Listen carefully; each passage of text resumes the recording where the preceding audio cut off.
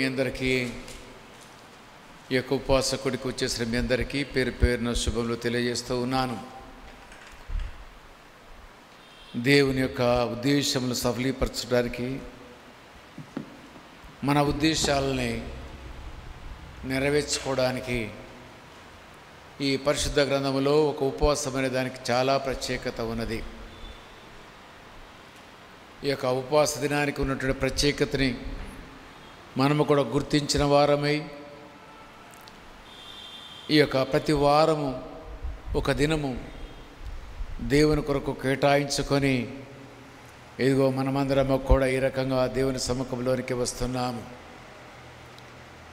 ప్రపంచమంతా అల్లకల్లోలమైన పరిస్థితుల్లోనూ ప్రతి విశ్వాసి కూడా చింతల్లో, బాధల్లో, ఇబ్బందుల్లో బాధపడుతున్న ప్రస్తుత పరిస్థితుల్లో మనమందరం కూడా చింత లేకుండా జీవించాలని ఆ మహాదేవుని యొక్క సంకల్పమై ఉన్నది.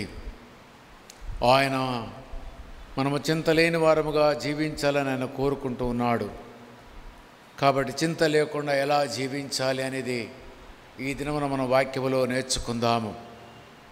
సహజంగా మనందరికీ ఏదైనా ఒక సమస్య ఉత్పన్నమైనప్పుడు, పరిస్థితులు చిన్న భిన్నమైనప్పుడు అప్పుడు మనమందరం కూడా కలవరపడిపోతాము, బాధపడిపోతాము, చింతిస్తాము, ఎందుకు ఇలా జరిగిందని బాధపడతాము.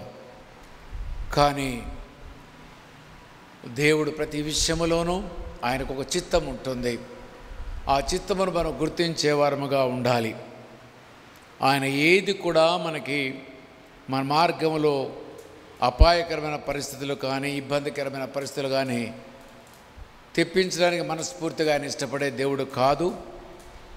కొన్ని పర్యాయాలు మానవ తప్పిదాలు, కొన్ని పర్యాయాలు దేవదేవుని యొక్క పరీక్షలు. ఏదేమైనా మనందరి జీవితాల్లో ఈ సమస్యలు ఎదుర్కొనే వారమే మనమందరము కూడా. అయితే వాటి నుంచి మనం బయటికి ఎలా రావాలి, బైబిల్లో ఉన్నటువంటి దేవదేవుని యొక్క ఉద్దేశం ఏమైందో ఒకసారి మనము ధ్యానము చేద్దాం. ఈ దినమునకు ఏర్పాటు చేయబడిన లేఖనము ఫిలిప్పీలు రాసిన పత్రిక 4వ అధ్యాయము, ఫిలిప్పీలు రాసిన పత్రిక 4వ అధ్యాయము.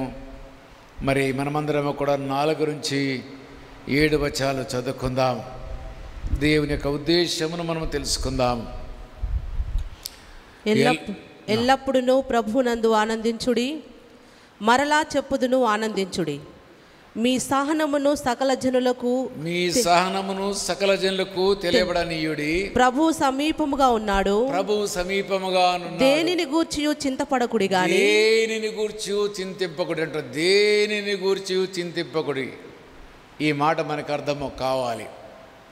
మనకు చింత వచ్చినప్పుడు, సమస్య వచ్చినప్పుడు, మనలో బీపీ చెలరేగినప్పుడు మనం ఒక్కసారి ఈ మాట జ్ఞాపకం చేసుకోవాలి. ఆయన అంటున్నాడంటే దేనిని గూర్చి చింతించకుడి. దేననే దానికి ఏమైనా అర్థం ఉందా? దానికి ఏమైనా పరిమితి ఉందా? ఆరోగ్యం పరిపూర్ణంగా నశించిపోవచ్చును. ఒకవేళ ఈ యొక్క మరణమే సంభవించవచ్చును. చిన్నాభిన్నమైన పరిస్థితులు మనకు దాపరించవచ్చును. కానీ ప్రభు అంటున్న మాట ఏంటంటే దేనిని గురించి చింతింపకుడి. దేని గురించి బాధపడనవసరం లేదు. ఇది మానవునికి వీలవుతుందా? వీలవుతుంది. బైబిల్లో ఇలాంటి వారు చాలామంది ఉన్నారు. ఇలాంటి గడ్డు పరిస్థితుల్లో కూడా సహనంగా ఉన్నవారు ఎంతోమంది ఉన్నారు. వారి యొక్క సహనాన్ని సమాజానికి తెలియజేసిన వారు ఎంతోమంది బైబిల్లో ఉన్నారు. ఇదిగో మనమందరము కూడా సహనము కోల్పోయిన వారము కాకుండా అన్ని విషయాల్లో ఎలాంటి పరిస్థితులు అయినా కానిగాక, నికృష్టమైన పరిస్థితులు మనకి వచ్చినా కానిగాక చింతలేని వారుగా ఉండాలని అది దేవుని యొక్క సుగుణమును మనకి తెలియజేస్తూ ఉంది. క్రీస్తు ప్రభుల వారు ఎలాంటి శ్రమకు నెట్టివేయబడ్డాడో మనందరికీ తెలుసు. ఆయన చింతించలేదు. తాత్కాలికంగా ప్రభువుని, తండ్రిని కోరుకున్నాడు. అయా నీ చిత్తమైతే నా నుంచి ఈ యొక్క పాత్రని తప్పించు అని అన్నాడు. కానీ మరలా చివరికి ఏమన్నాడు చెప్పు? నీ చిత్తమే సిద్ధించునుగాక అన్నాడు. ఇదిగో మన జీవితంలో కూడా ఆయన చిత్తమును సిద్ధింపజేసే వారముగాను, అనగా ఆయన చిత్తమును నెరవేర్చే వారముగాను, అది మేలైనా అది కీడైనా మనమందరం కూడా చింత లేని వారముగా ఉండాలనేది దేవుని యొక్క సంకల్పమై ఉంటుంది. ఇంకా మనం చూసినట్టయితే దేనిని గూర్చి చింతింపకొడి గాని ప్రతి విషయములోను ప్రార్థన విజ్ఞాపనముల చేత, ఎలాంటి పరిస్థితులైనా కానీ ప్రతి విషయములోనూ ప్రార్థనా విజ్ఞాపనలు కావాలి. వాటి నుంచి మనం అధిగమించాలంటే, చింతల నుంచి మనం అధిగమించాలంటే ప్రార్థనా విజ్ఞాపనలు నీకు నాకు కావాలి. ప్రార్థనా విజ్ఞాపనలతో ప్రపంచాన్ని మార్చవచ్చును. 12 మంది శిష్యులు ప్రపంచ నలుమూలలు వెళ్ళి, అన్ని ఖండాలకు వెళ్ళి క్రీస్తుని ప్రబోధించారు. క్రీస్తు యొక్క సన్మార్గమును తెలియజేశారు. ఇదిగో ప్రపంచ నలుమూలలో కూడా మరి క్రీస్తు ప్రకటించబడ్డాడు. ప్రకటించబడ్డమే కాదు, అనేక మంది ప్రభువుని తమ స్వరక్షకుడుగా అంగీకరించి క్రీస్తు కొరకు ప్రాణత్యాగము చేసిన వారు కోకొల్లగా మనం భూమిని మీద చూస్తాము. అందుకే అంటున్నాడు, దేనిని గూర్చి చింతింపకుడు కానీ ప్రతి విషయములోనూ ప్రార్థనా విజ్ఞాపనల చేత కృతజ్ఞతాపూర్వకంగా మీ విన్నపములు దేవునికి ప్రార్థనా విజ్ఞాపనలతో మనమందరము కూడా కృతజ్ఞతాపూర్వకంగా మన విన్నపాలు ఆయనకి తెలియజేయాలి. ఈ దినమును మనం ఏర్పాటు చేసుకున్న దినము కూడా అదే. మన ప్రతి సమస్యకి పరిష్కారము ప్రార్థనా విజ్ఞాపనలని, కృతజ్ఞతార్పణలని దేవుడు తెలియజేస్తూ ఉన్నాడు. ఏ సమస్యకైనా పరిష్కారము ప్రార్థన మాత్రమే. ప్రార్థనా శక్తిని మనం పొందుకున్నట్లయితే, ఆ ప్రార్థనలో మనము విజ్ఞాపనలు చేసినట్లయితే, అదిగో ఆ దేవుడు నీ చెంతనే వాలుతాడు. ప్రార్థన చేసిన నినివే పట్టణస్థులందరూ కూడా మనము చూస్తాము. అన్యజనాంగమైన నినివే పట్టణస్థులందరూ కూడా ఆ యొక్క ప్రవక్త ప్రకటించిన మాటలను అంగీకరించారు. యోనా గారి మాటలు అంగీకరించారు. 3 దినములు ఉపవాసం ప్రకటించారు. పశువులేమి, పిల్లలేమి, పెద్దలేమి, సామంతులేమి, రాజులేమి, ప్రతి ఒక్కరూ కూడా ఉపవాసం ఉండి బూడిద రాసుకొని ప్రార్థిస్తే ఆకాశ మహాకాశాలు ఉన్న దేవుడు, ఆ నినివే పట్టణమును సర్వనాశనం చేయాలని తలంచిన దేవుడు, ఇదిగో వారి యొక్క విజ్ఞాపన విన్నాడు. వారు అన్యులైనా కానిగాక దేవుని యొక్క సువార్తను విన్నప్పుడు వారి మీదకి రాబోతున్నటువంటి ఆ దుర్గతి నుంచి వారు తప్పించబడ్డారు. అలాంటి వారికి మేలు చేసిన దేవుడు మనకు మేలు చేయక మానుతాడా? ఒకసారి ఆలోచించండి. దేవుడు ఎవరికి మేలు చేయక ఉండే దేవుడు కాదు. అందుకే మనం పాట పాడుకుంటాము కదా, మేలు చేయక నీవు ఉండలేవయ్యా అని. అవును, మేలు చేసే దేవుడు మన దేవుడు. ఇదిగో మనమందరం కూడా కృతజ్ఞతార్పణతో మనమందరము కూడా ప్రార్థనా విజ్ఞాపనతో మనం ప్రభు యొక్క సన్నిధికి రావాలి. ఈ దినం దాని కొరకే మనం ఇక్కడికి వచ్చాము.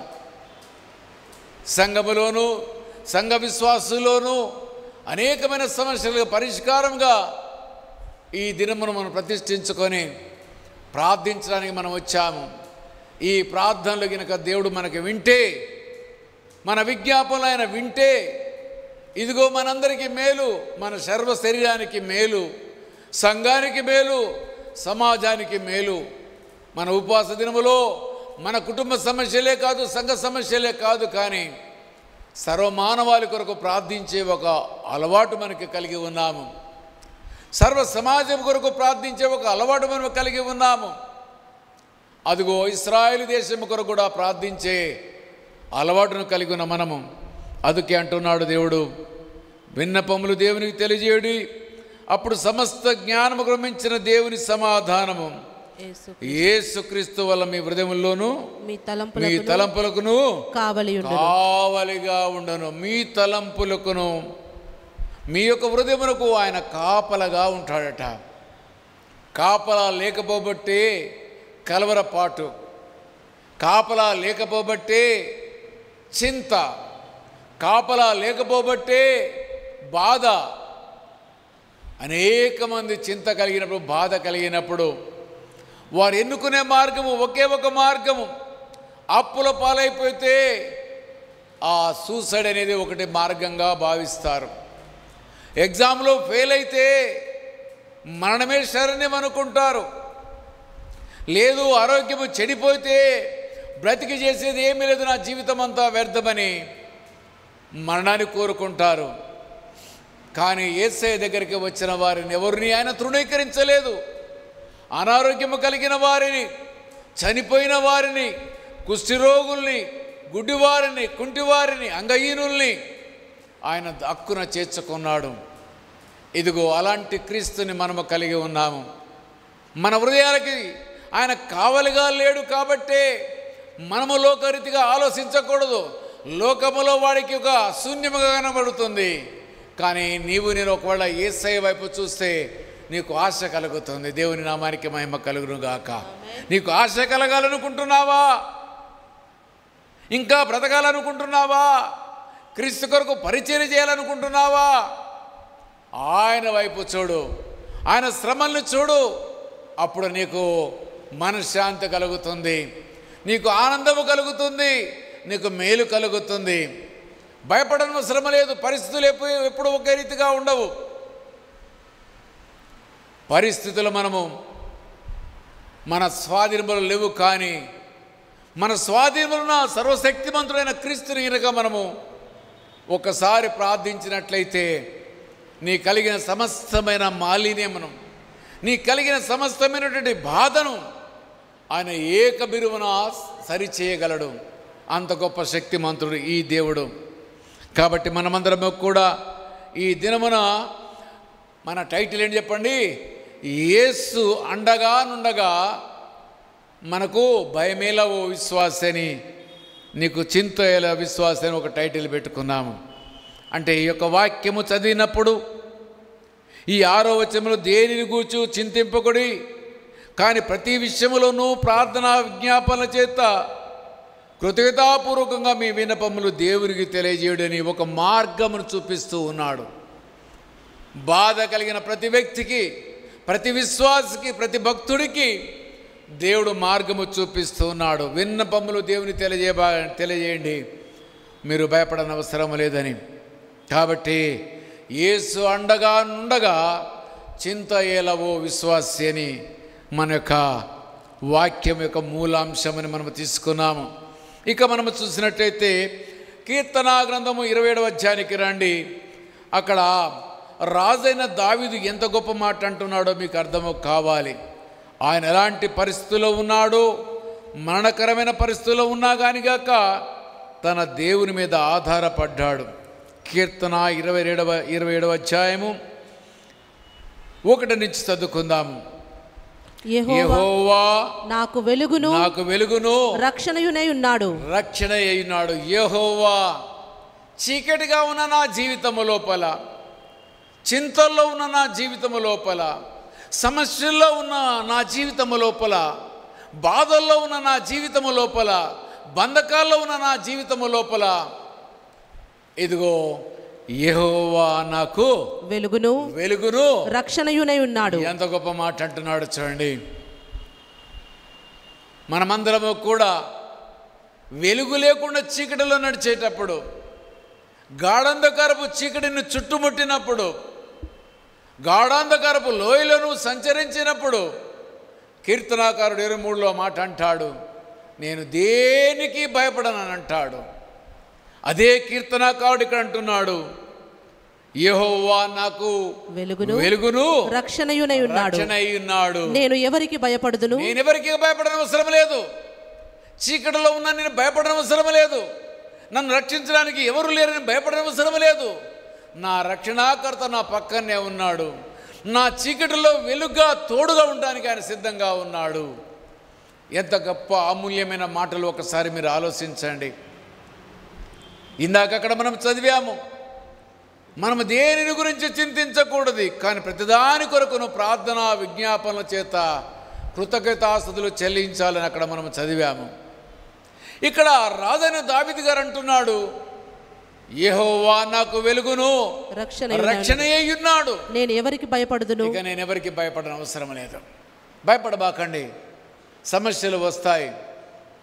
సమస్యలు లేకుండా ఎవరు ఈ స్థాయి వరకు రాలేదు. నా జీవితంలో సమస్యలు వచ్చాయి. నా జీవితంలో సమస్యలు వచ్చినప్పుడు, నాకు ఇబ్బందికరమైన పరిస్థితులు వచ్చినప్పుడు నేను కూడా మీలాగనే లోకము లెక్క నేను కూడా ఆలోచించాను. కానీ దేవుడు నాతో స్పష్టంగా మాట్లాడాడు. దేవుడు ఎప్పుడైతే నాతో మాట్లాడాడో అప్పుడు దేవుని మీద విశ్వాసం ఉంచి ఆ దినం నుంచి నా యొక్క జీవితంలో ఆ ఆలోచన తీసివేశాను. అప్పుడు దేవుడు అద్భుతమైన వెలుగుగాను అద్భుతమైన రక్షకుడుగాను నాకు తోడుగా ఉండి నా జీవితము ఎక్కడైతే పోగొట్టుకున్నానో, ఏది పోగొట్టుకున్నానో అక్కడి నుంచి మళ్ళా మార్గము సుముఖము చేశాడు. కాబట్టి ఎవరము కూడా మనం భయపడని అవసరం లేదు. యెహోవా నా ప్రాణదుర్గము, ఎవరికి వెరుతును? నా ప్రాణానికి ఆయన ఎవరు చెప్పండి? దుర్గము. చుట్టూ ఒక కోట గోడ వలె కట్టబడ్డాడు ఆయన. ఆయన ఒక దుర్గములే నాకు ఉన్నాడు. నా చుట్టూ కంచె వేశాడు. ఆయన దూతలు నాకు కాపలగా పెట్టాడు. ఎంత అమోఘము! మానవ మాత్రులమైన మనకి, జన్మత కర్మత పాపములో జీవించే మనలకి ఆయనట ఎలా ఉన్నట? దుర్గంగా ఉన్నాడట. ఇక దుర్గంగా ఉన్నాడు. కాబట్టి నేను ఎవరికి కూడా భయపడ. మీరు చూసి ఉంటారు కదా, గోల్కొండ కోటను ఎంతమంది చూశారు? అదే రకంగా ప్రతి చోట వాళ్ళు పరిపాలించినప్పుడు కోటలు కట్టారు.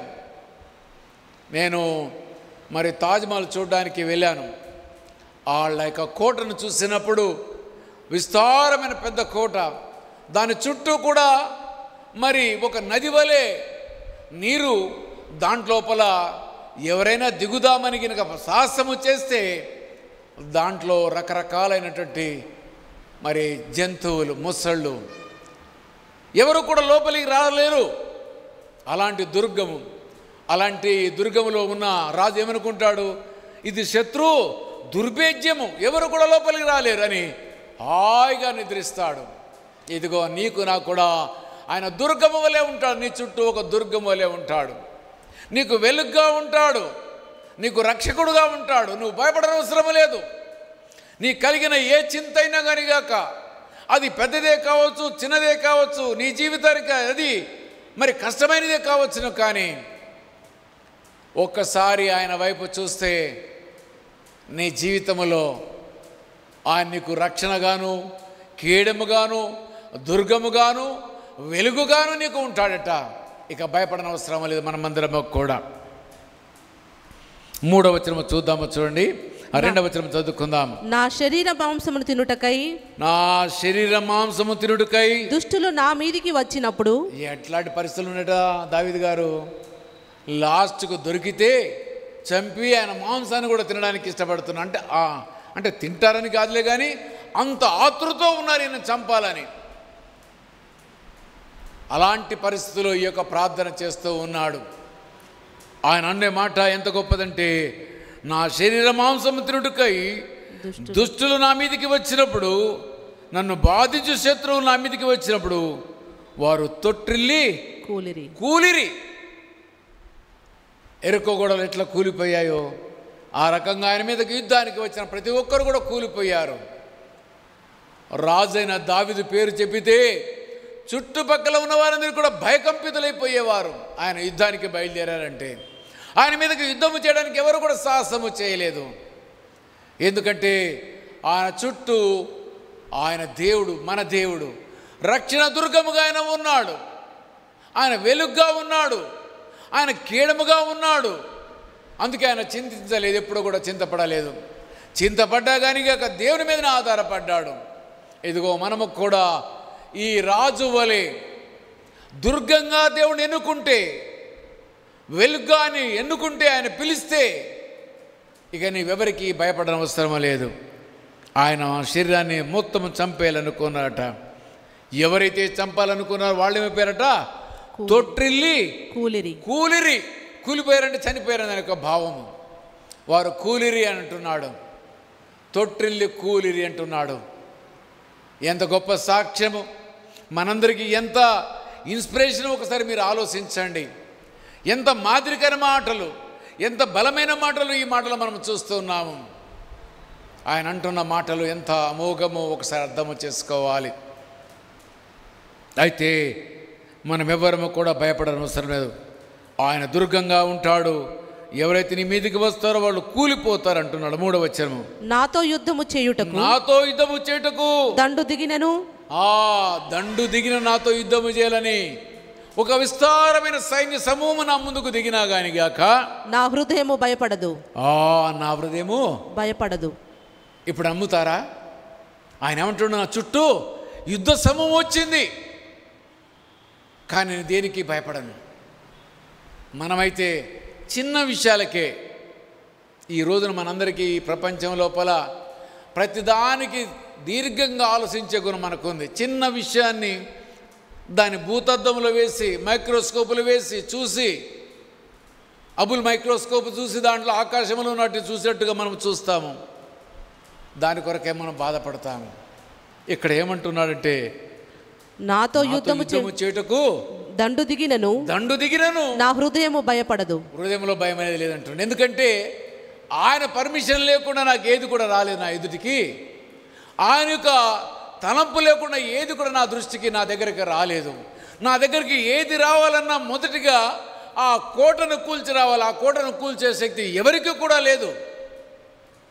ఆ వెలుగులో రావడానికి ఆ దుష్ట శక్తులకు ఎవరికి కూడా ధైర్యం చాలదు. ఎందుకంటే వెలుగును చూస్తే దుష్టుడికి భయము. ఆ రక్షకుడైన యేసయ్యను పేరు ఎత్తితేనే భయము.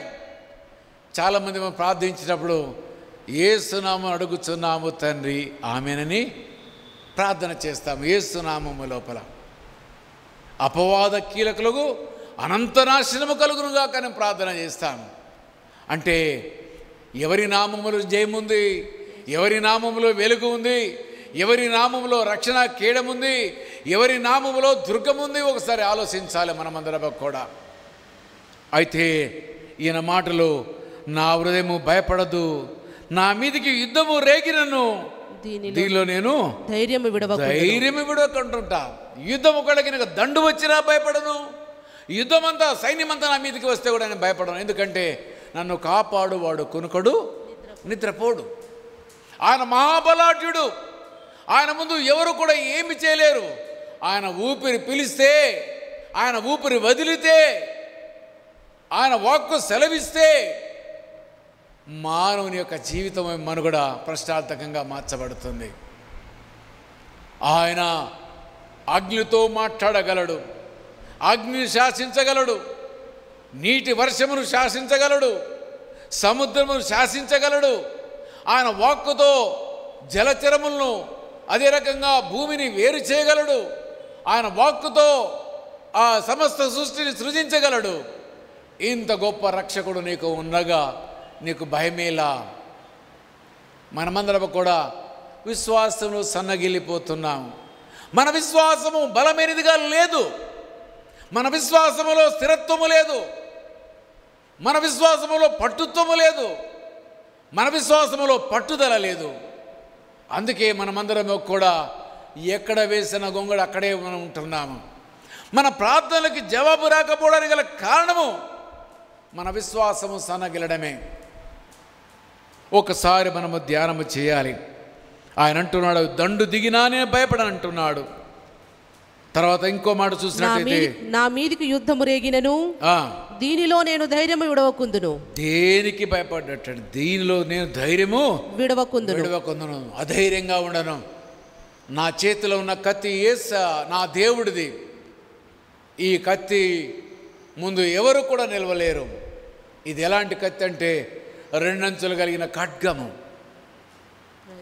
ఎంతో ధైర్యం అండి. యుద్ధానికి సైన్యం దిగి వచ్చినా, 1000 మంది 1,00,000 మంది వచ్చినా, ఆ దండు దూరంగా ఉన్నా, ఆ దండు నా మీదకి వచ్చినా నేను భయపడను. మనమైతే ఆ స్ట్రెస్కి మనం ఏమైపోతాం చెప్పండి? దెబ్బకే గుండె ఆగి చచ్చిపోతాం. ఈ మాటలు వినడానికి, చదవడానికి మనకు ఒక రకంగా భయం కలిగిస్తుంది. కానీ ఆయన ఎంత ధైర్యవంతుడంటే, ఆయన ధైర్యం అంతా కూడా దేవుని మీదనే. ఆయన శక్తి అంతా కూడా శక్తిమంతుల మీదనే, ఆయన దృష్టి అంతా ఆ దేవుని మీదనే.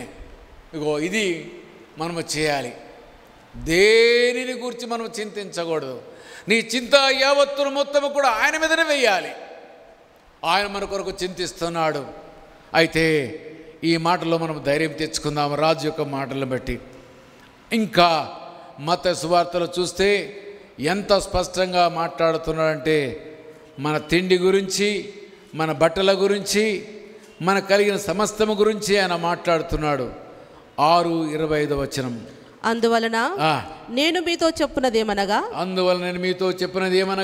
ఏమి తిందుమో ఏమి త్రాగుదుమో అని మీ ప్రాణమును గూర్చి, ఏమి తిందుమో ఏమి త్రాగుదుమో అని మీ యొక్క ప్రాణమును గూర్చి అయినను. ప్రాణము గురించి మనకి ఎప్పుడు చూసినా తెల్లవారి ఏమి లేదని బాధపడుతున్నాము. ఇక్కడ యేసయ్య మాటలు మనం వింటున్నాము. అందుకే 5వ అధ్యాయము, 6వ అధ్యాయము, 7వ అధ్యాయం, 3 అధ్యాయాలను మనము 1 నెల 15 రోజులు ధ్యానం చేసాము. ఒక్కరోజు కాదు, 2 రోజులు కాదు. ఎందుకంటే ఈ యొక్క 3 అధ్యాయాల్లో ఉన్నటువంటి ప్రేరణ, ఈ 3 అధ్యాయాల్లో ఉన్న శక్తి ఇంత అంతా కాదు. మన జీవితాన్ని నిర్దేశించే మాటలతో యేసయ్య మాట్లాడాడు. ఈ దినం మనం ముగించి వేశాము.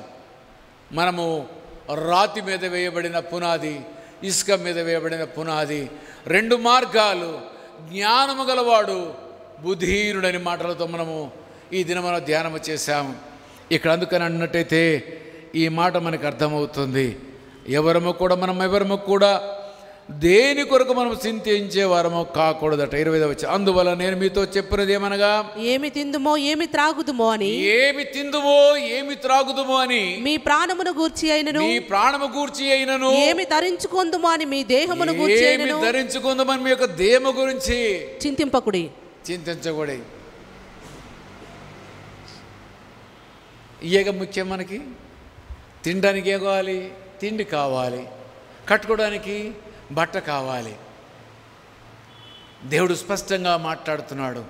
ఆయన విశ్వాసం ఏంటంటే దండు దిగినా దండు మీదికి వచ్చానని భయపడడం నా హృదయం ఏమాత్రం వేయలేదన్నాడు. మనలాంటి వారి కొరకు దేవుడు మాట్లాడుతున్న మాట ఇదిగో. నీవు నేను మనందరము కూడా ఏమి తిందుమో ఏమి త్రాగుదమో ఏమి ధరించుదామని మనము భయపడనవసరం లేదు. ఆయన కింద మాటలు చెప్తుంటే మనకు ఊరట కలుగుతుంది, మనకు ఒక ధైర్యం కలుగుతుంది. ఒక పిల్లవాడు తన తండ్రి దగ్గరకు వచ్చి, మరి నాకు బట్టలు కావాలన్నా, నాకు తిండి కావాలన్నా ఏ తండ్రి నా దగ్గర లేదని అనగలడా?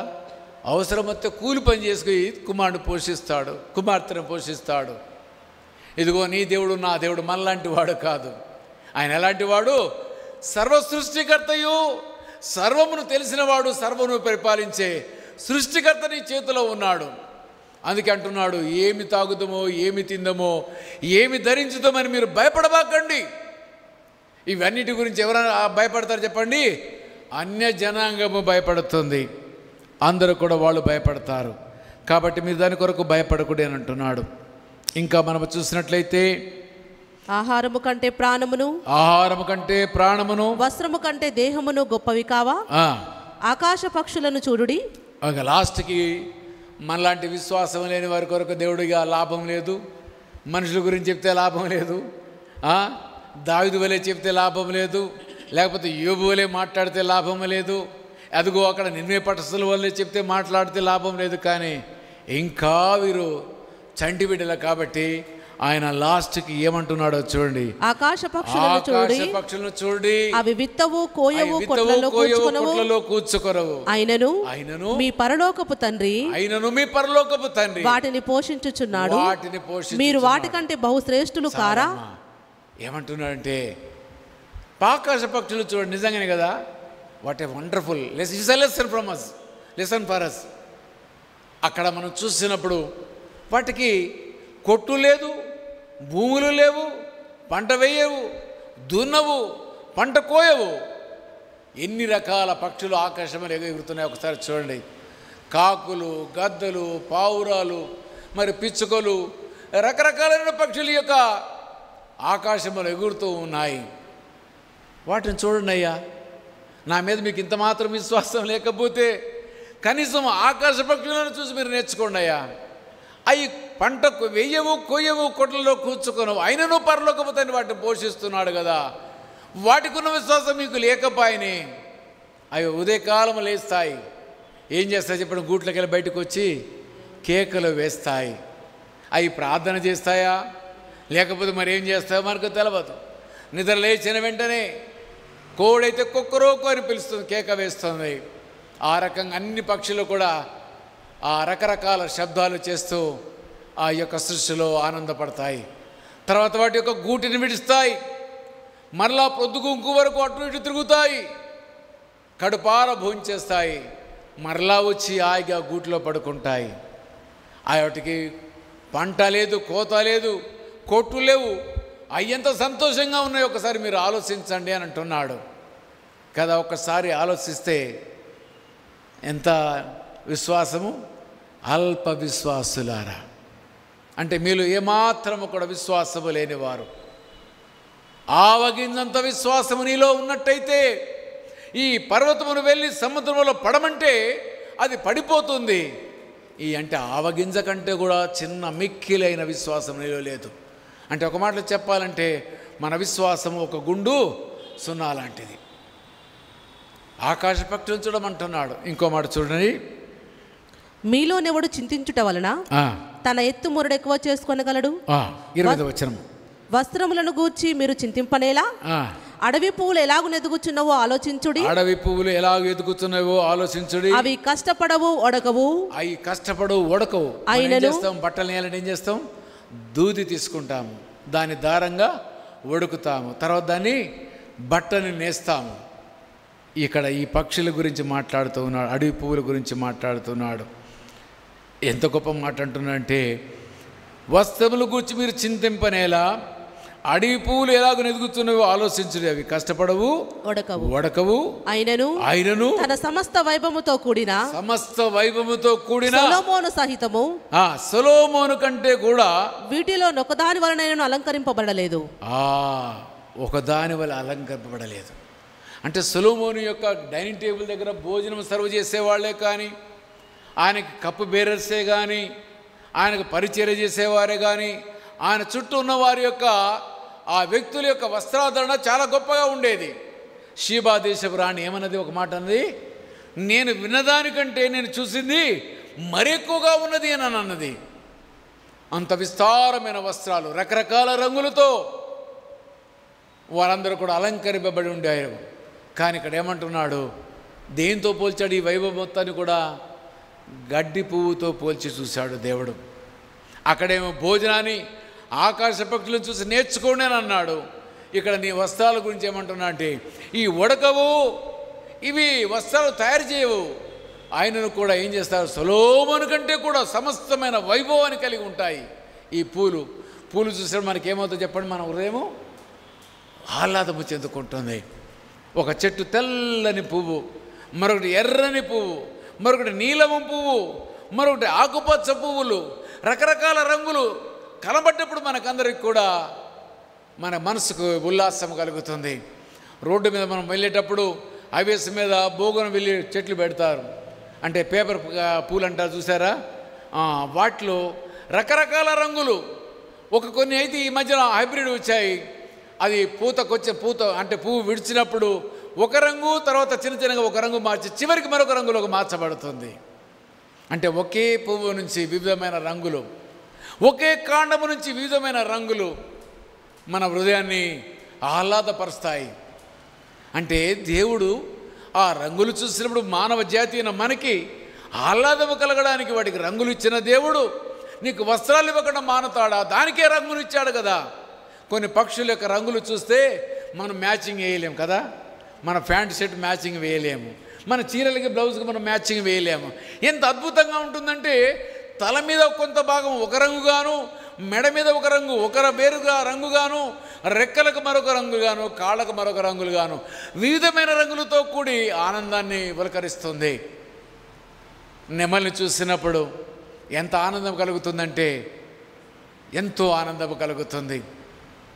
ఆ నెమలి రంగు బాగా ఆకుపచ్చగా ఉండి, అది పురి విప్పినప్పుడు, అది నాట్యము చేస్తున్నప్పుడు మన హృదయం పులకించిపోతుంది. ఇదిగో దేవుడు అంటున్నాడు, అయ్యా నేడుండి అగ్నిలో రేపు వేయబడే ఈ యొక్క పూలకే ఇంత వైభవం కనుక కలిగి ఉంటే, ఇదిగో నా స్వరూపంలో నిర్మించుకున్న నిన్ను బట్టలేని వాడిగా చేస్తాను అంటున్నాడు. ఎంత గొప్ప వివరణ చూడండి. అంటే మనకు అర్థము కాదని, మనము నిర్లక్ష్యంగా ఉంటామని, మనము చింతపడతామని, మనం బాధపడతామని, మనకు చింతలు ఉండకూడదని ఆయన లాస్ట్కి పక్షుల్ని ఎన్నుకున్నాడు, గడ్డి పూలను ఎన్నుకున్నాడు. అయితే నీవు నేను ఇక ధైర్యంగా ఉండాలి. ఇంతకంటే మనకి ఇంకేమి కావాలి? ఇంతకంటే మరొకటి ఏది కూడా మనకు అవసరమో లేదు. ఇంత ఆత్మవిశ్వాసాన్ని నింపడానికి దేవుడు మనతో మాట్లాడుతూ ఉన్నాడు.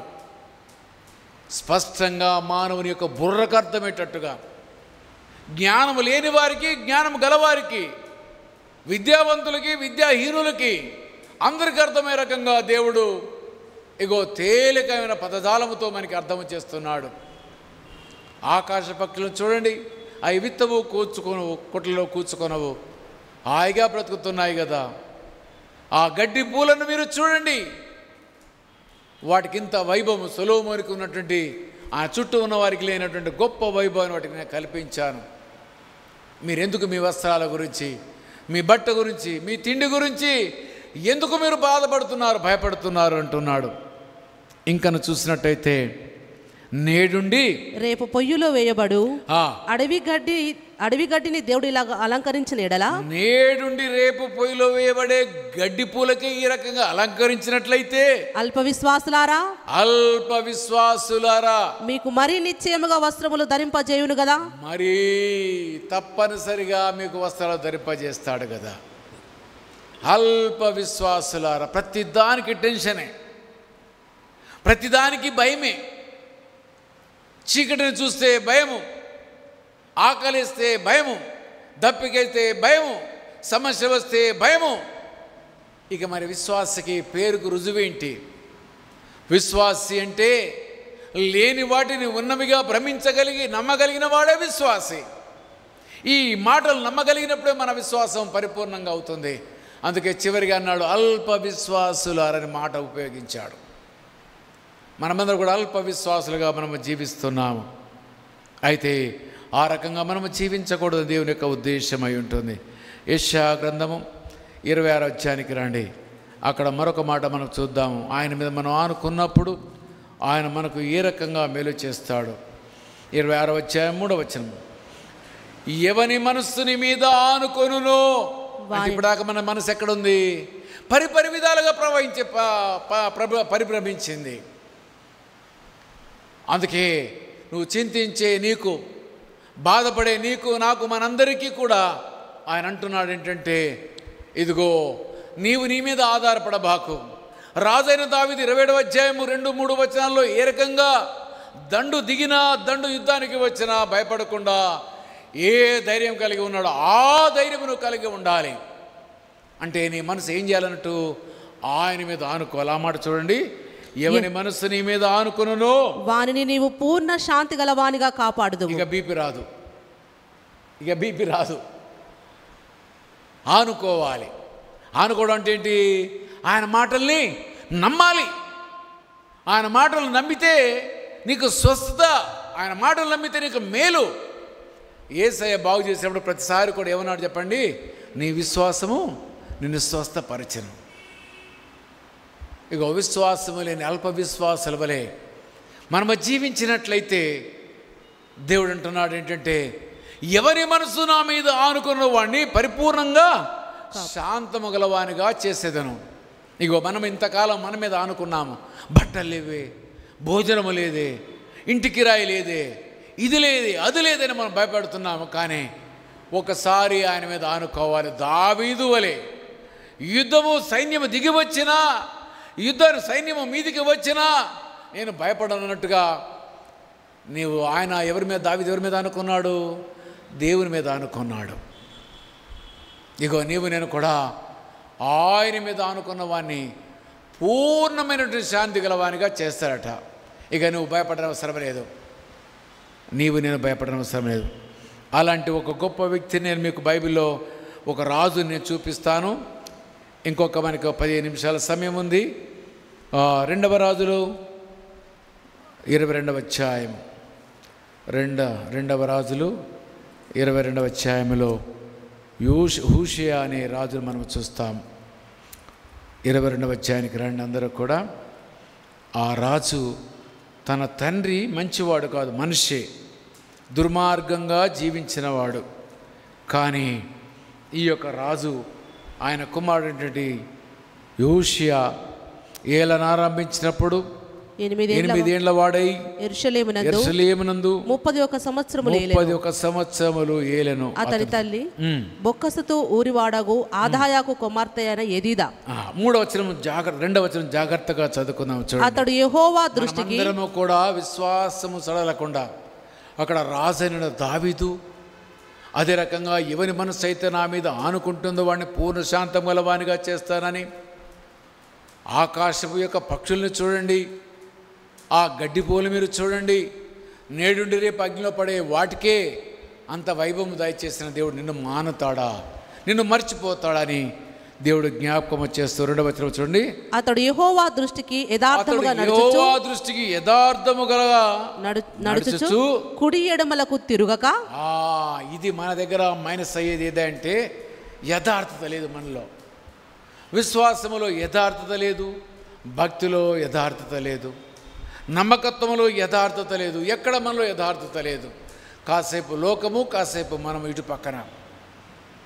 అందుకే ఈ రాజుని మేము ముందు పెట్టాను. యోషియా ఏమంటున్నాడంటే ఒక మాట, గొప్ప మాట చూస్తాము. అతడు యెహోవా దృష్టికి యథార్థముగా నడుచుచు. మనలో ఎందుకు మేళ్ళు కలగడం లేదు, మనకెందుకు ఆకలి బాధలు కలుగుతున్నాయి, ఎందుకు వస్త్రాలు మనకి కరువవుతున్నాయి, ఎందుకు మనం హింసల్లో మనం బాధపడుతున్నామంటే యథార్థత లేనిది. రాజైన దావీదు యథార్థమైన భక్తి కలిగిన వాడుగా దేవుని మీద విశ్వసించాడు. అదిగో ఆయన అన్నాడు, నేను దేనికి భయపడను అన్నాడు, దేనికి భయపడను అన్నాడు. నీవు నేను మనమందరము కూడా యథార్థత లేకుండా మనం ప్రార్థన చేస్తున్నాము. మన ప్రార్థనలన్నీ కూడా విశ్వాసం లేకుండా ప్రార్థన చేస్తున్నాము. మన భక్తి అంతా కూడా శక్తి లేనిది, నిర్వీర్యమైన భక్తి మన భక్తి అంతా కూడా. ఆయన భక్తి కలిగిన యథార్థత కనబడ్డదట ఆయనలో. మొదటి మాట ఎవరి దృష్టికి? మానవుల దృష్టికి కాదు. మనం ఏం చేస్తాము? పైకి భక్తి కలిగిన వారం వలె ఉండి దాని యొక్క శక్తి లేని వాళ్ళంగా ఉంటాం మనమందరం కూడా. ఆయన ఏమంటున్నాడంటే దేవుని దృష్టికి యథార్థంగా ఉండాలి. మానవులు నిన్ను ఈ రోజున ప్రేమించవచ్చును, రేపు నిన్ను ద్వేషించవచ్చును, కానీ నీవు నేను దేవుని దృష్టిలో యథార్థంగా మనం ఉండాలి. యథార్థముగా నడుచు కుడి ఎడమలకు తిరగక తన పితరుడగు దావీదు చూపిన ప్రవర్తనకు సరిగా ప్రవర్తించాడు. తన పితరుడైనటువంటి దావీదుకి ఏ రకంగా భక్తిగా జీవించాడో దావీదు ఆ రకంగా జీవించాడటండి. ఇదిగో నీవు మేమందరము కూడా మన భక్తిలో యథార్థత ఉండాలి. యథార్థత లోపించినప్పుడు మనము శక్తి లేని వారం అవుతాము. మనలో గినక ఒకవేళ గినక మన జీవితంలో నీవు నేను గినక యథార్థత కలిగి విశ్వాసము కలిగిన వారముగా మనం ప్రయాణము చేస్తే ఇదిగో నీ భక్తి ఎంతగా ఉంటుందంటే నీకు ఏమాత్రము కూడా భయపడనవసరము లేదు. ఈ రాజు యొక్క కింద మనం చదువుతూ ఉంటాము, ఎంత గొప్ప కార్యాలు చేశాడంటే దేవుని దృష్టికి యథార్థంగా ఉన్నాడు. అంతేకాదు కానీ కుడి ఎడమలకు తిరగకుండా ఉన్నాడు. తన పితరులకు దావీదు చూపిన ప్రవర్తన సరిగా ప్రవర్తించాడు. దాని అర్థం ఏంటి? దావీదు వలె జీవించాడని. పౌలు గారు అంటాడు కదా, నేను క్రీస్తును పోలి నడుచుకున్న ప్రకారం మీరు నన్ను పోలి, అంటే దాని అర్థం ఏంటి? కంప్లీట్గా క్రీస్తు యొక్క నడవడిని ఆయన అనుకరించాడు, నడిచాడు. అందుకనే పౌలు గారు అన్నాడు, నేను ఆయన ఏ రకంగా పోలి నడుచుకున్నా మీరు నన్ను కూడా పోలి నడుచుకోండి. I'm a role model, I'm example. మనం అనగలమా? నన్ను చూసి నేర్చుకోవాలని కొన్ని విషయాల గురించి చెప్పగలము. చదువు గురించి చెప్పగలము, ఉద్యోగం గురించి చెప్పగలము, తెలివి గురించి చెప్పగలము, జ్ఞానం గురించి చెప్పగలము, మనకు కలిగిన స్వరం గురించి చెప్పగలము, ఇవన్నీ గురించి చెప్పగలము. కానీ అన్నిటి గురించి నన్ను చూసి నేర్చుకోండి అని చెప్పగలిగే ధైర్యం మనకుందా? లేదు. ఆ యథార్థత మనలో లేదు. ఇక్కడ దావీదు గురించి ఆయన గురించి మాట్లాడుతూ ఏమంటున్నానంటే, దావీదు చూపిన ప్రవర్తన సరిగా ప్రవర్తించాడు. దావీదు ఏ రకంగా ప్రవర్తించాడు? దావీదు గురించి దేవుడు ఏమన్నాడు చెప్పండి? నా హృదయానుసారుడు. ఈజ్ లైక్ మీ. నేను ఏది ఆలోచిస్తానో అదే దావీదు ఆలోచిస్తాడు. నేను ఏది మాట్లాడాలనుకుంటానో అదే దావీదు మాట్లాడతాడు. నేను ఏ పని చేయాలనుకుంటానో అదే దావీదు పని చేస్తాడు. హృదయానుసారుడు అంటే లైక్ మీ, నాలాగా చేసేవాడని అర్థం.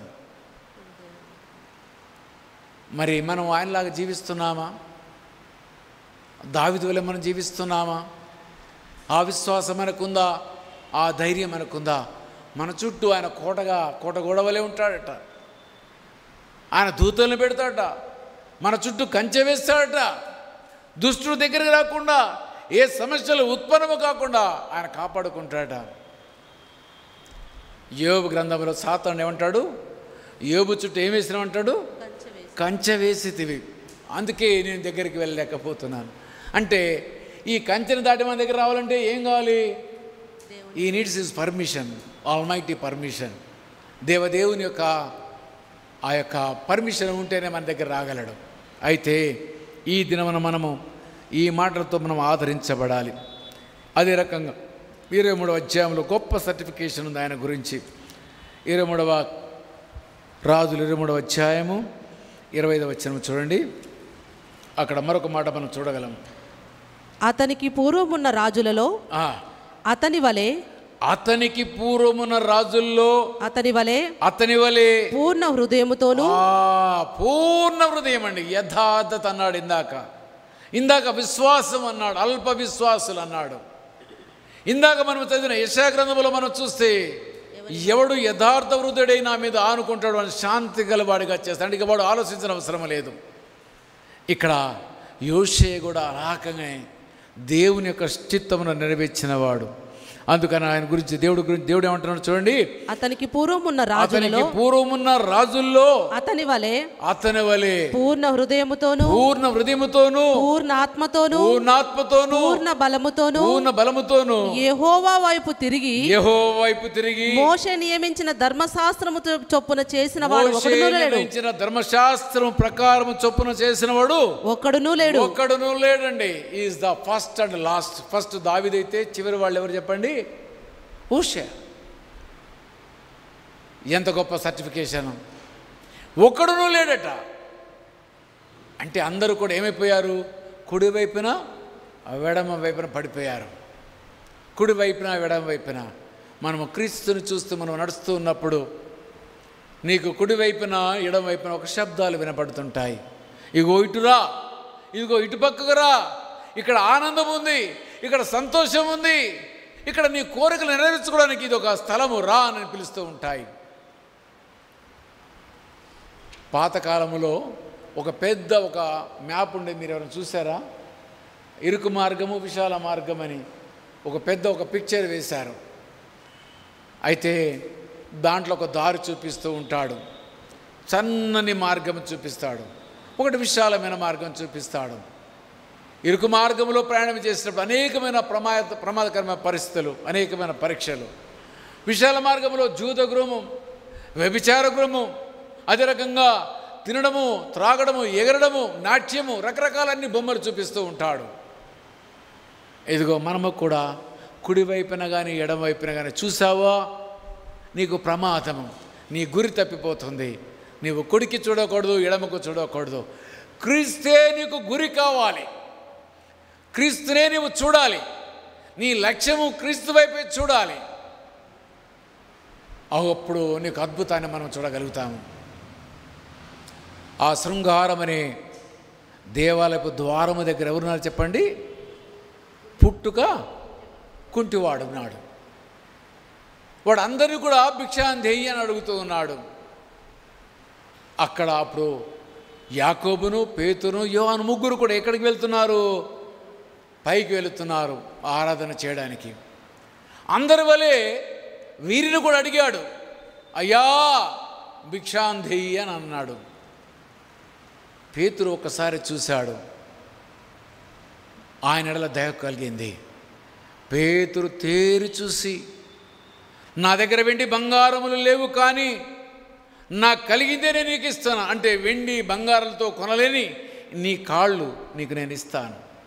ఎన్ని కేజీల బంగారం ఇచ్చినా నడవలేవు, ఎన్ని కేజీల వెండి ఇచ్చినా నువ్వు నడవలేవు, కానీ నాకు కలిగింది ఏంటంటే సర్వోన్నతమైన నామములో నీకు స్వస్థత ఇస్తున్నాను. దేవుని నామానికి మహిమ కలుగును గాక. ఇదిగో మనమందరం కూడా కుడికి ఎడమకు చూడకుండా ఆ పేతురు ఆ కుంటివాడిని చూసినట్టుగా, కుంటివాడు పేతురుని చూసినట్టుగా నీవు నేను ఆయన చూసినప్పుడు అద్భుతాలు మనం చూడగలము. కుడివైపున చూడక, ఎడమవైపు చూడక. ఒకవేళ గినుక పేతురు పిలిచినప్పుడు ఆ కుంటివాడు అలక్ష్యంగా అటువైపు చూస్తే పేతురు దయ కలిగేది కాదు. తీక్షణంగా చూస్తూ ఉన్నాడు, ఏమైనా వెండైనా కానీ బంగారమైనా నాకు ఇస్తాడేమని. కానీ ఆయన వెండి బంగారాలతో సాధ్యము కాని స్వస్థతని ఒక నోటి మాటతో దయచేశాడు. ఎంత గొప్ప ఆశ్చర్యకరమైన కార్యం. ఇదిగో నీకు ఈ చింతలు ఉన్నాయా? కుంటితనం అనే చింత, చూడలేని చింత, ఏ చింతలు నీకు ఉన్నాయి? మనం 27వ అధ్యాయంలో చెప్పిన రీతిగా ధైర్యం కలిగి ఉండాలి. ఇక్కడ మనం చూసిన ఈ రాజును మనం చూస్తే దావీదు మొదలు ఆరంభం మొదలుకొని ముగింపు వరకు ఎంత నమ్మకమైన యథార్థమైన ప్రవర్తన కలిగిన వారు ఎవరూ కూడా లేరని పరిశుద్ధ లేఖనంలో రాయించబడ్డది. ఒకసారి మనం ఆలోచిద్దామా? నా జీవితం లోపల ఈ చింత లేకుండా ఉండాలంటే యథార్థత కావాలి, విశ్వాసము కావాలి. అల్ప విశ్వాసాల వరకు ఉండకూడదు, ధైర్యం కలిగిన వారముగా ఉండాలి. ఆయన నీ చుట్టూ కోటగోడవలే ఆయన ఉంటాడు. యుద్ధానికి 1000 మంది దిగినా, 10,000 మంది దిగినా, 1,00,000 మంది దిగినా నువ్వు భయపడనవసరం లేదు. ఎందుకంటే నువ్వు ఆనుకున్నది ఎవరి మీద? నీ దేవుడిని యెహోవా మీద. ఆయనంత బలవంతుడు ఎవరు కూడా లేరు. అయితే ఈ మాటలు ఎంత ఆదరణ కలిగే మాటలంటే ఆయన గురించి గొప్ప మాటలు మనం వింటూ ఉన్నాము. అతనికి పూర్వమున రాజుల్లో అతని వలె పూర్ణ హృదయముతోనూ, పూర్ణాత్మతోనూ, పూర్ణ బలముతోనూ యెహోవా వైపు తిరిగి మోషే నియమించిన ధర్మశాస్త్రము చొప్పున చేసిన వాడు ఒకడునూ లేడు. అతని తర్వాత అతని వంటి వాడు ఒకడునూ లేడు. దేవునికి స్తోత్రం. ఎంత గొప్ప ధైర్యం. మనము కూడా విశ్వాసము సన్నగిల్లకుండా, అల్ప విశ్వాసము కాకుండా, చింతపడకుండా, బాధపడకుండా ధైర్యము వహించి క్రీస్తు వైపు నువ్వు చూసినప్పుడు నీ జీవితము ధన్యకరంగా ఉంటుంది. చివరిగా ఒక మాట చదువుకొని మనం ముగిస్తాము. నీవు నేను చింతపడ్డమో కాదు, నీ గురించి నా గురించి ఆయన చింతపడుతున్నాడట. ఆ మాట చూస్తే ఎంత ఆశ్చర్యం కలుగుతుందంటే 1 పేతురు రాసిన పత్రిక 5వ అధ్యాయము 7వ వచనం చూద్దాం. వచ్చి ఎంత ఆశ్చర్యకరమైన మాట. ఆయన మిమ్మును గూర్చి చింతించుచున్నాడు గనుక. మనం చింతపడుతుంటే మన గురించి ఎవరు చింతపడుతున్నారట? దేవుడు చింతపడుతున్నాడు. ఇది ఎంత ఆశ్చర్యం చూడండి. మనము చింతపడుతుంటే ఆయన చింతపడుతున్నాడట. ఎందుకంటే అయ్యో నా కొడుకు ఎందుకు ఈ చింత? మన కొడుకో బిడ్డో ఇంటికి వచ్చి దుఃఖంతోనో బాధతోటో అన్నం తినకుండా నిద్రపోకుండా మనకు చింత ఉంటుందా? సంతోషం ఉంటుందా? మనకు చింతే ఉంటుంది. దేవునికి మనకున్న అభినాభావ సంబంధం ఏంటి? తండ్రి కుమారులు మనమందరము కూడా, తండ్రి కుమార్తెలు మనమందరము కూడా. మనం బాధపడితే ఆయన బాధపడే దేవుడట. ఎంత గొప్ప మాట అండి ఈ మాట చూసినట్టయితే. ఆయన మిమ్మల్ని గూర్చి చింతించున్నాడు కనుక మీ చింత యావత్తును ఆయన మీద వేయుడి. ఇప్పుడు మీకు ఒక ధైర్యం రావాలి.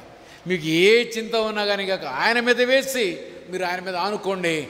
ఇక నీ చింతను ఆయన తీసివేస్తాడు. నీవు టెన్షన్ పడనవసరం లేదు, భయపడనవసరం లేదు, బాధపడనవసరం లేదు, భంగపడనవసరం లేదు. ఇదిగో నీ పక్కన 1000 మంది పడినను, నీ కుడి పక్కన 10,000 మంది కూలినను ఏ అపాయం నీకు రాదు అని అన్నాడు. కాబట్టి మనమందరము కూడా ఆయన చూద్దాము, ఆయన మీద ఆనుకుందాము. మనమందరము కూడా, నీవు నేను మనందరము కూడా దావీదు వలె ధైర్యం కలిగి ఉందాము, యోషియా వలె మనం ధైర్యం కలిగి ఉందాము. ఎందుకంటే నీవు చింతపడితే ఆయన చింతపడే దేవుడు. కానీ నీవు చింతపడుతున్నావు కానీ నీలో ఏమీ లేదు, అల్ప విశ్వాసివి, నీలో ఏమి లేదు, యథార్థత లేదు, నీవు ఆయన మీద ఆనుకోవడం లేదు, కాబట్టి నీ చింతలకు జవాబు రావడం లేదు. ఈ మూడిటిని విడిచి పరిపూర్ణంగా ఆయన మీద ఆనుకొని ఆయన వైపు చూసి కుడి ఎడమలకు చూడకుండా క్రీస్తుని నువ్వు చూసినట్లయితే ఆయన అంటున్నాడు, నీ చింత యావత్తును నా మీద వెయ్యి, నీ చింతలు నేను తీరుస్తాను. నువ్వు చింతపడుతుంటే నేను కూడా చింతపడుతున్నా, నేను కూడా బాధపడుతున్నాను అంటున్నాడు. మీ విరోధి అయిన అపవాది గర్జించు సింహలే ఎవరిని మింగుదనని వెతుకు తిరుగుతున్నాడు. లోకమందున్న మీ సహోదరులందు ఈ విధమైన శ్రమలే నెరవేరుచున్నవి. కాబట్టి ప్రియ పరిశుద్ధులారా, ఈ యొక్క ఉపవాస కూడికి విచ్చేసిన మీ అందరికీ మనందరి జీవితాల్లో ఈ దినం నుంచి మనం చింతపడకూడదు. ఈ దినం నుంచి మనం దేవుని మీద ఆనుకోవాలి. నీ చింత యావత్తును ఆయన మీద వేయాలి. నీ గురించి ఆయన చింతపడుతున్నాడని నువ్వు యథార్థతను గ్రహించాలి. నీవు నేను మనందరం కూడా యథార్థమైన ఉదయం కలిగిన వారమై కుడి ఎడమలో చూడకుండా క్రీస్తుని మన ముందుకు చూసినట్టయితే నీ జీవితంలో జయ జీవితం కలుగుతుంది. దేవుడి మాటలను దీవించునుగాక. ప్రార్థన చేసుకుందాము. కళ్ళు మూసుకు